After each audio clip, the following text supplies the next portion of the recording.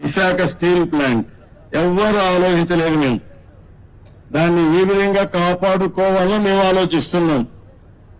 ఈ పనికిరాని పార్టీ ఒకటి ఉంది, అబద్దాల పార్టీ. ఆ పార్టీనే అబద్దాల ఫ్యాక్టరీ. అది వాళ్ళ కడుపంతా అబద్దాలు అంట, పొట్ట నిండా అబద్దాలు తప్ప ఏమీ ఉండవు వాళ్ళకి. వాళ్ళు చెప్తున్నారు ఎప్పుడో వాళ్ళకి కల వచ్చిందంట, నేను ఒప్పుకున్నానంట ప్రైవేటైజ్ చేయడానికి. ఎన్నోసార్లు చెప్పా.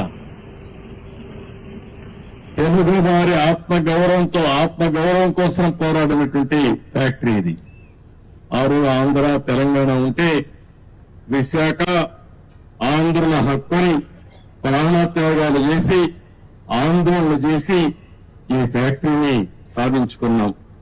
ఆ తర్వాత ఇది ప్రైవేటైజ్ చేస్తామన్నప్పుడు వాజపేయి గారి గవర్నమెంట్ లో నేను గట్టిగా ఫైట్ చేసి ప్రైవేటైజ్ చేయకుండా కేంద్రం ఆర్థిక సహాయం చేసి ఈ ఫ్యాక్టరీని కాపాడుకున్నాం. ఇప్పుడు కూడా ఏ విధంగా కాపాడుకునే బాధ్యత తీసుకొస్తాం.